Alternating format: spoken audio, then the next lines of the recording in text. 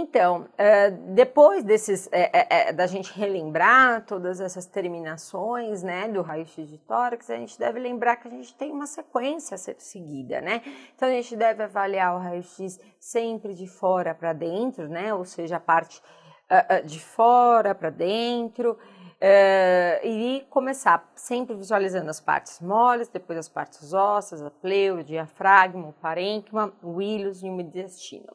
Então, as partes moles aí, elas podem mostrar para a gente o estado nutricional do paciente, se esse paciente tem ou não um enfisema subcutâneo, por exemplo, se fez ou não uma mastectomia. Então, a gente consegue enxergar as mamas, a gente consegue enxergar a pele, né? A gente consegue enxergar a quantidade de gordura nesse tórax, tudo isso fazendo essa observação de fora para dentro em relação aí, começando pelas partes moles.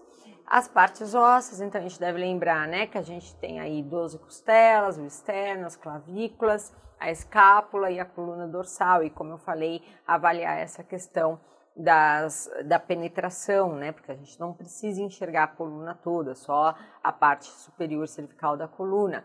Pesquisar aí se tem presença de fraturas, se esse paciente tem osteopenia ou osteoporose, principalmente se for um paciente mais idoso, porque aí a gente vai ter que tomar mais cuidado para posicionar, para mobilizar, para fazer manobras de higiene brônquica. E principalmente também se a gente sabe se esse paciente passou por uma parada cardiorrespiratória. Paciente idoso que passou por parada cardiorrespiratória, passou pelas manobras de ressuscitação cardiopulmonar, pode apresentar aí fraturas de costela, principalmente da parte mais proximal ao externo.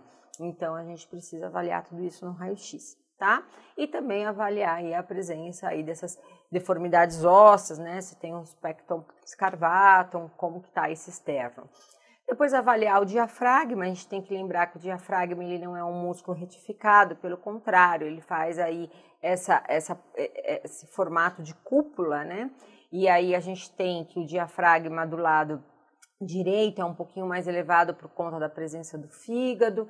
Próximo ao diafragma esquerdo, a gente pode observar a presença de ar por conta do estômago e avaliar aí se a gente consegue enxergar o seio costofrênico esquerdo, o seio cardiofrênico esquerdo, o seio cardiofrênico direito e o seio costofrênico direito, né? Então, a gente precisa avaliar aí como que tá esse diafragma. A gente sabe quando a gente tem um paciente, por exemplo, DPOC crônico, já mais avançado, a gente costuma ver que o raio-x desses indivíduos apresenta aí um diafragma mais retificado, né? Você não enxerga esse formato de cúpula e isso acaba refletindo diretamente na mecânica respiratória do paciente.